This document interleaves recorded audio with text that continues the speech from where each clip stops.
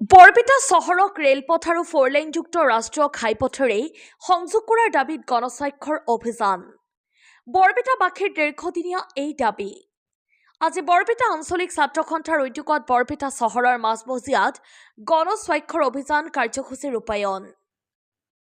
দুবাৰকৈ জৰীপ কৰাৰ পিছতো আজিলৈকে ৰেলপথ আৰু ফ'ৰলেনযুক্ত ৰাষ্ট্ৰীয় ঘাইপথৰ পৰা বঞ্চিত সত্ৰ নগৰী বৰপেটাবাসী। 19 জানুৱাৰীৰ পৰা 24 জানুৱাৰীলৈকে ছাত্ৰ সন্থাই বৰপেটা চহৰৰ বিভিন্ন স্থানত চলাব গণস্বাক্ষৰ অভিযান। ছাত্ৰ সন্থাই গ্ৰহণ কৰা আজিৰ এই গণস্বাক্ষৰ অভিযানত স্বতঃস্ফূৰ্তভাৱে স্বাক্ষৰ কৰিবলৈ আগবাঢ়ি আহে ছাত্ৰ-ছাত্ৰীসকলৰ লগতে বৰপেটাৰ বিভিন্ন প্ৰান্তৰ ৰাইজ। নিউজ ডেস্ক ৰিপৰ্ট, পি সংবাদ। 1846 চনতে বৰপেটাখন চহৰ হিচাপে স্বীকৃতি পাইছিল। 1930 চনত কৰ্ণেল গুৰুপ্ৰসাদ ডেকাই বিক্ৰম বেগ উদ্ভাৱন কৰিছিল, কিন্তু আচলতে আজিলৈ বৰপেটাৰ মাজেৰে ৰেল লাইন সংযোগ নহল আৰু ফ'ৰলেনযুক্ত ৰাষ্ট্ৰীয় ঘাইপথ সংযোগ নহল। আৰু আমাৰ স্পষ্ট কথা, প্ৰায় 2 দশকৰো অধিক সময় আমি ছাত্ৰ সন্থাই বিভিন্ন আন্দোলনৰ মজিয়াৰে হওক, স্মাৰকপত্ৰ দি হওক, আমি চৰকাৰক, কেন্দ্ৰ চৰকাৰ বা ৰাজ্য চৰকাৰক আহ্বান আহিছিলোঁ যে বৰপেটাৰ মাজত ৰেল লাইন লাগে আৰু ফ'ৰলেনযুক্ত ৰাষ্ট্ৰীয় ঘাইপথ লাগে। আমি 2016 চনত 1 জুন তাৰিখৰ পৰা 10 জুন তাৰিখলৈ আমি গণস্বাক্ষৰ অভিযান কৰিছিলোঁ আৰু 1 লক্ষাধিক স্বাক্ষৰ কৰাৰ অন্তত আমি প্ৰধানমন্ত্ৰী মহোদয়লৈ আমি স্বাক্ষৰ পঠাইছিলোঁ। তাৰ পিছত আচলতে যিমান আমি পাব লাগিছিল বা আমি সুফল নাপালোঁ।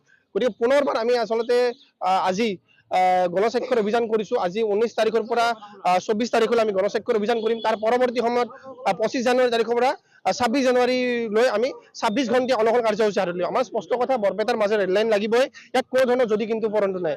আৰু লগতে ফ'ৰলেনযুক্ত ৰাষ্ট্ৰীয় ঘাইপথ লাগিব। যেতিয়ালৈ আচলতে আমাৰ এই আন্দোলন, যেতিয়ালৈ আমাৰ আচলতে প্ৰাপ্য আমি নাপাম, তেতিয়ালৈ আমাৰ আন্দোলন অব্যাহত থাকিব। আৰু প্ৰয়োজন সাপেক্ষে আমি বিভিন্ন ধৰণৰ কাৰ্যসূচী আমি হাতত ল'ম। ৰাইজৰ লগত যাম, ৰাইজৰ লগত কথা পাতিম। ৰাইজে আমাক যেনেধৰণে দিহা পৰামৰ্শ দিব, তাত আৰু সেই হিচাপে আমি আন্দোলন কৰিবলৈ বাধ্য হ'ম। হয়, নিশ্চিতভাৱে যোৱা বহুবাৰ আৰু বৰ্তমানে যিজন মুখ্যমন্ত্ৰী আছে হিমন্ত বিশ্ব শৰ্মা ডাঙৰীয়া, তেখেতে বহুবাৰ কৈছে যে বৰপেটা ৰেলৰ মানচিত্ৰ সংযোগ কৰিব, কিন্তু এতিয়ালৈ আচলতে আমি কোনো ধৰণৰ সুফল পোৱা নাই।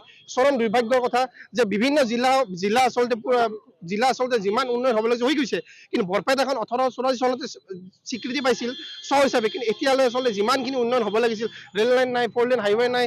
আমাক বৰপেটাত আমাৰ ঘোষণা কৰি কৈছিল যে আমাৰ বিশ্ববিদ্যালয় দিব, কিন্তু এতিয়ালৈ বিশ্ববিদ্যালয় নহয়, একোৱে নিদিলে আমাক। গতিকে কিহৰ কাৰণে আচলতে বৰপেটাক আচলতে মাহীয়া দৃষ্টিৰে চাই আছে? আমাৰ ডাঙৰ প্ৰশ্ন আচলতে মুখ্যমন্ত্ৰী ডাঙৰীয়ালৈ। গতিকে আমি আশা কৰোঁ হিমন্ত বিশ্ব শৰ্মা ডাঙৰীয়াৰ আচলতে তেখেতে ভগৱন্তই আচলতে শ্ৰীকৃষ্ণই তেখেতক সুমতি দিয়ক, যাতে বৰপেটাক আচলতে তেওঁ চিন্তা কৰক বৰপেটাৰ বিষয়ে। কেৱল মাত্ৰ বৰপেটাক মাহীয়াৰ দৃষ্টিৰে চালি নহ'ব, বৰপেটাক উন্নয়ন লাগিব, ৰেল লাইন লাগিব, ৰাষ্ট্ৰীয় ঘাইপথ লাগিব, বিশ্ববিদ্যালয় লাগিব, বিভিন্ন অভাৱ অভিযোগ আছে, সকলো লাগিব।